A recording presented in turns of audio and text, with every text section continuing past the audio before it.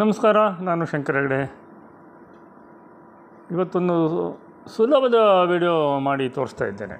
ಅಂದರೆ ಜ್ಯೋತಿಷ್ಯ ಸುಳ್ಳು, ಇದೆಲ್ಲ ವರ್ಕ್ ಆಗಲ್ಲ ಹೇಳುವಂಥವರಿಗೆ ಇದೊಂದು ಜಾತಕ ಹಾಕ್ತಿದ್ದೇನೆ. ಇದು ಒಂದು ಯಂಗ್ಸ್ಟರ್ ಜಾತಕ, 2005, ಉತ್ತರ ಕರ್ನಾಟಕದ ಪ್ಲೇಸ್. ನಾನು ಅದನ್ನು ಹಾಕ್ಲಿಕ್ಕೆ ಸಾಧ್ಯ ಇಲ್ಲ, ತೊಂದರೆ ಆಗುತ್ತೆ. ಬಟ್ ನಿಮ್ಗೆ ಅದೆಲ್ಲ ಬೇಡ, ನಾನು ಎಲ್ಲ ವರ್ಗ ಕುಂಡ್ಲಿಗಳನ್ನು ಅಲಾಂಗ್ ವಿತ್ ಅಷ್ಟಕವರ್ಗ ಹಾಕಿದ್ದೇನೆ. ನೋಡಿ, ಇಲ್ಲಿ ನಡೀತಿರುವಂಥ ದಶಾಭುಕ್ತಿ ನೋಡ್ಕೊಳ್ಳಿ. ಚಂದ್ರದಶ, ಚಂದ್ರಭುಕ್ತಿ 2017 ಜನವರಿಯಿಂದ ಸ್ಟಾರ್ಟ್ ಆಗಿದೆ.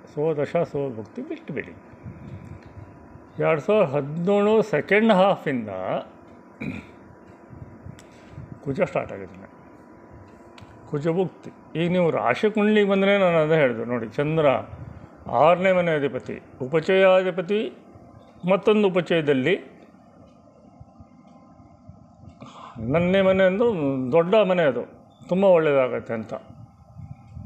ಆದರೆ ನಿಧಾನಕ್ಕೆ ಮುಂದೆ ಬನ್ನಿ, ನಮ್ಮ ಅವಶ್ಯಕ್ಕೆ ಬನ್ನಿ, ಅಲ್ಲೂ 11ನೇ ಮನೆ.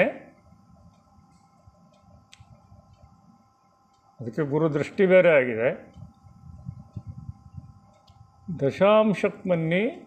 ನಾನು ಹೇಳ್ತೀನಲ್ಲ, ಒಂದು ರೂಲು, ಯಾವುದೇ ವರ್ಗ ಕುಂಡ್ಲಿಗೆ ದಶಾಂಶ ವೃತ್ತಿಗೆ ನೋಡುವಂಥ ವರ್ಗ ಕುಂಡ್ಲಿ, ಯಾವುದೇ ವರ್ಗ ಕುಂಡ್ಲಿಗೆ 1/7 ಆಕ್ಸಿಸ್ಸಿಗೆ ರಾಹು ಕೇತು, ಲಗ್ನದಲ್ಲಿ ರಾಹು 7ನೇ ಮನೇಲಿ ಕೇತು, ಅಥವಾ ಲಗ್ನದಲ್ಲಿ ಕೇತು 7ನೇ ಮನೆ ರಾಹು, ಅದು ಕಿರಿಕಿರಿ ಮಾಡುತ್ತೆ ಅಂತ, ತುಂಬ ತೊಂದರೆ ಮಾಡುತ್ತೆ. ಚತುರ್ವಿಂಶಾಂಶಕ್ಕೆ ಬನ್ನಿ. ಇಲ್ಲಿ ನೋಡಿ, ಚಂದ್ರ ಎಲ್ಲಿದ್ದಾನೆ? ಚತುರ್ವಿಂಶಾಂಶದಲ್ಲಿ 2ನೇ ಮನೆಯಲ್ಲಿ, 7ನೇ ಮನೆ ಅಧಿಪತಿಯ 2ನೇ ಮನೆಯಲ್ಲಿದ್ದು, ಕುಜನ 8ನೇ ಮನೆ ದೃಷ್ಟಿನೂ ಬಿದ್ದಿದೆ, ಶನಿ 8ನೇ ಮನೆ ದೃಷ್ಟಿನೂ ಬಿದ್ದಿದೆ. ಚತುರ್ವಿಂಶಾಂಶ 5 ನಿಮಿಷಕ್ಕೆ ಚೇಂಜ್ ಆಗುತ್ತೆ. 2 ಗಂಟೆ ಈ ವರ್ಗ ಕುಂಡ್ಲಿಯಲ್ಲಿ, ದೊಡ್ಡ ಕುಂಡ್ಲಿ ಹಾಕಿದ್ದೀನಲ್ಲ ಇಲ್ಲಿ ಕುಂಭಲಗ್ನದ್ದು, 2 ಗಂಟೆ ವರ್ಗ ಮೇನ್ ಕುಂಡ್ಲಿಯಲ್ಲಿ 24 ಥರದ ಎಜುಕೇಷನ್ ಪ್ಯಾಟರ್ನ್ಸ್ಗಳು ಬರ್ತವೆ. ಸುಮಾರು 5 ನಿಮಿಷಕ್ಕೆ ಚೇಂಜ್ ಆಗ್ತವೆ ಅವು. ನೋಡಿದ ತಕ್ಷಣ ಹೇಳಿದೆ, ಎಜುಕೇಷನ್ ಡಿಸ್ಟರ್ಬ್ ಆಗಿದೆ ಅಲ್ವಾ ಅಂದೆ. ಹೌದು ಅಂದರು. ಟೆಕ್ನಿಕಲ್ ಲೈನಿಗೆ ಹೋಗಿ ಡಿಸ್ಟರ್ಬ್ ಆಗಿದ್ದಾನ ಅಂತ ಕೇಳಿದೆ. ಒಂದೂ ಪಾಸ್ ಮಾಡಲಿಲ್ಲ ಅಂತಂದರು. ಆಮೇಲೆ ಸುಳ್ಳು ಹೇಳಲ್ಲ, ತಂದೆ ತಾಯಿ ಬಂದಿದ್ದರು. ತಾಯಿ ವಾಕರ್ ಹಿಡ್ಕೊಂಡು ನನ್ನ ಆಫೀಸಿಗೆ ಹೆಂಗೆ ಬಂದರೆ ಸೆಕೆಂಡ್ ಫ್ಲೋರಿಗೆ, ನನಗೆ ಅರ್ಥನೇ ಆಗ್ತಾಯಿಲ್ಲ. ನೋಡಿ, ಶನಿ 6ನೇ ಮನೇಲಿ ಒಳ್ಳೆಯದು, ಹಾಗೆ ಹೀಗೆಲ್ಲ ಹೇಳ್ತಾರೆ. ಬಟ್ ಶನಿ ಮೇಲೆ ಕುಜಿನ ದೃಷ್ಟಿ, ಕುಜಿನ ಮೇಲೆ ಶನಿ ದೃಷ್ಟಿ, ಇದನ್ನೆಲ್ಲ ನಾವು ನೋಡಬೇಕಾಗತ್ತೆ. ಆಮೇಲೆ ದ್ವಾದಶಾಂಶದಲ್ಲಿ ನೋಡಿ, ಲಗ್ನದಲ್ಲಿ ಕೇತು, 7ನೇ ಮನೇಲಿ ರಾಹು. ತಂದೆ ತಾಯಿಗಳಲ್ಲಿ ಇಬ್ಬರಲ್ಲಿ ಒಬ್ಬರಿಗೆ ದೊಡ್ಡ ಕಾಯಿಲೆ, ಕ್ರೋನಿಕ್ ಡಿಸೀಸ್ ಇರಲೇಬೇಕು. ನಾನು ಹೇಳಿದೆ, ಒಪ್ಕೊಂಡ್ರು. ದ್ವಾದಶಾಂಶದಲ್ಲಿ ಕೂಡ ಚಂದ್ರ 4ನೇ ಮನೆ ತಾಯಿಗೆ ಮಾತೃಸ್ಥಾನ ಅಂತಲೇ ಹೇಳ್ತಾರೆ, ಸುಖಸ್ಥಾನ ಅಂತ ಹೇಳ್ತಾರೆ.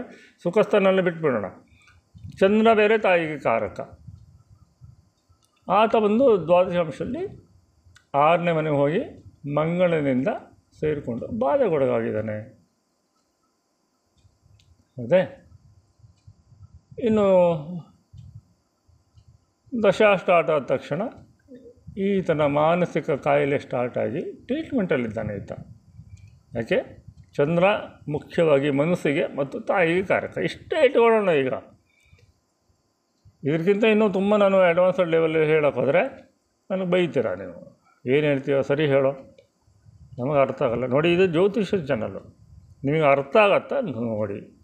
ಅರ್ಥ ಆಗೋದಿಲ್ಲ ಬಿಟ್ಕೊಂಡು ಹೋಗಿ. ಯಾಕಂದರೆ ನೀವು 10 ಲೈನ್ ಕಮೆಂಟ್ ಹಾಕಿದ್ರೆ ನನ್ನ ಟೀಮು ಒಂದೇ ಒಂದು ಬಟನ್ ಒತ್ತಿಬಿಡುತ್ತೆ, ಒಂದು ಡಿಸ್ಲೈಕ ಅಥವಾ ಸ್ಪಾಮ ಒತ್ತಿಬಿಡುತ್ತೆ ನನ್ನ ಟೀಮು. ನೀವು 10 ಲೈನ್ ಬರೆದಿದ್ದು ಹಾಳಾಗೋಗುತ್ತೆ, ಏನೂ ಪ್ರಯೋಜನ ಬರಲ್ಲ. ಇಷ್ಟು ತಿಳ್ಕೊಳ್ಬೇಡಿ. ಇನ್ನು ನೆಕ್ಸ್ಟ್ ಒಳ್ಳೇದಾಗತ್ತೆ ಇಲ್ವ ಹೇಳೋದು ದೊಡ್ಡ ಪ್ರಶ್ನೆ. ಆಗತ್ತೆ ಅಂತ ನಂದು. ಯಾಕೆ? ಪ್ರಾಣಪದ 11ನೇ ಮನೆಯಲ್ಲಿದೆ ಆಯಿತಾ. ಆಮೇಲೆ ತ್ರಿಂಶಾಂಶದಲ್ಲಿ ಚಂದ್ರನಿಗೆ ಕುಜನೂ ನೋಡಿದ್ದಾನೆ, ಗುರುನೂ ನೋಡಿದ್ದಾನೆ, ಸ್ವಕ್ಷೇತ್ರದ ಮೂಲ ತ್ರಿಕೋನದ ಗುರು ನೋಡಿದ್ದಾನೆ. ಸೊ 2019 ನಂತರ ಟ್ರೀಟ್ಮೆಂಟ್ ನಡೀತಾ ಇದೆ. 2019 ಡಿಸೆಂಬರ್ ನಂತರ ನಿಧಾನಕ್ಕೆ ಈತನಿಗೆ ಒಳ್ಳೆಯದಾಗ್ತಾ ಹೋಗುತ್ತೆ. ನೀವು ಇಲ್ಲಿ ಬನ್ನಿ, ಕೊನೆಯದಾಗಿ ಷಷ್ಠಾಂಶಕ್ಕೆ ಬಂದುಬಿಡಿ. ಚಂದ್ರ 7ನೇ ಮನೆಯಲ್ಲಿದ್ದಾನೆ, ಚತುರ್ಥಾಧಿಪತಿ, ಅಲ್ಲಿಂದ ಚತುರ್ಥದಲ್ಲಿ.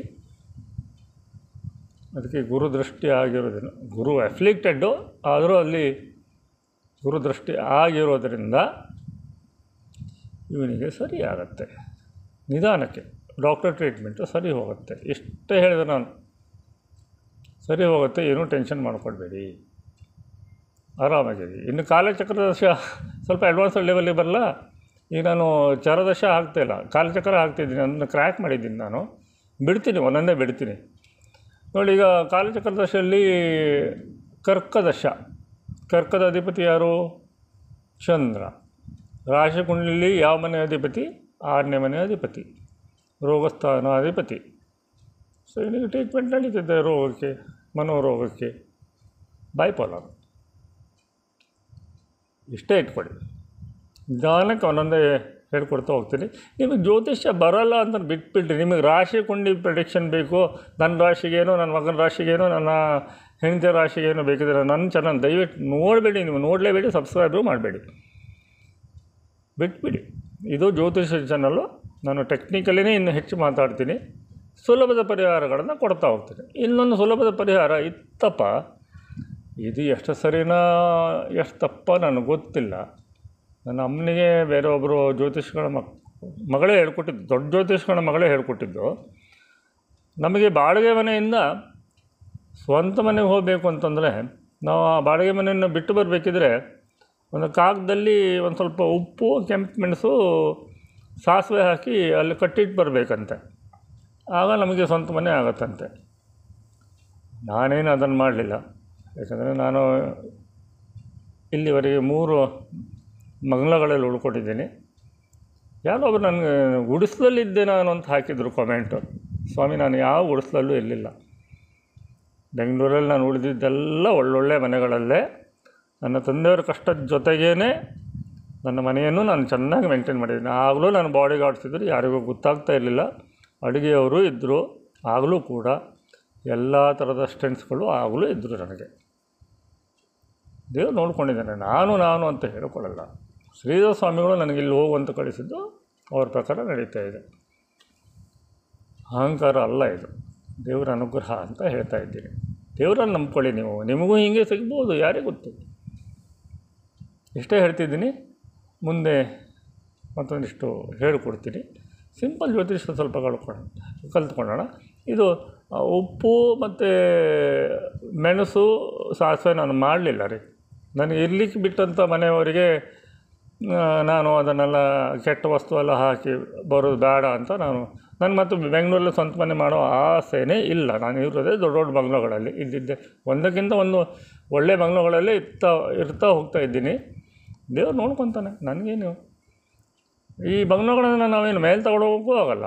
ಇಲ್ಲೆಲ್ಲ ಕಟ್ಕೊಂಡ್ಬಿಟ್ಟು 100 ಕೋಟಿ ಇದ್ರಡ್ಡಿಲ್ಲ. ಇಲ್ಲ ಅಂತಂದರೆ ತಿಂಗಳಿಗೆ ಲಕ್ಷಗಟ್ಟಲೆ EMI ಕಟ್ಕೊಂಡು ನಾವೇನು ಮಾಡೋದಿದೆ. ಸ್ವಲ್ಪ ವಿಚಾರ ಮಾಡಿ ನೀವು. ತುಂಬ ಮುಖ್ಯವಾಗಿ ಹೇಳ್ತಿದ್ದೀನಿ, ಹುಡುಕ್ತಾ ಇದೆ ಈಗ. ವಿಚಾರ ಮಾಡ್ಕೊಂಡು ನೋಡಿ, EMI ಎಲ್ಲ ಕಟ್ಕೊಳ್ಳೋಕ್ಕೆ ಎಷ್ಟು ಕಷ್ಟ ಆಗುತ್ತೆ ಅಂತ. ಆಯಿತು, ಅದನ್ನು ನಾನು ಮಾಡಲಿಲ್ಲ.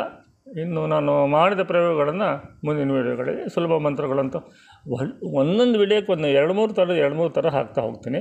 ಬಟ್ ಈ ಟೆಕ್ನಿಕಲ್ ವೀಡಿಯೋಗಳನ್ನು ನಾನು ಹಾಕಲೇಬೇಕು, ಯಾಕಂದರೆ ನನ್ನ ಮ್ಯಾಕ್ಸಿಮಮ್ ಫಾಲೋವರ್ಸು ಜ್ಯೋತಿಷ ಚೆನ್ನಾಗಿ ಬರುವವರು. ಇಷ್ಟನ್ನು ಹೇಳ್ತಾ ಈ ವಿಡಿಯೋ ಮುಗಿಸ್ತಾ ಇದ್ದೀನಿ. ನಮಸ್ಕಾರ.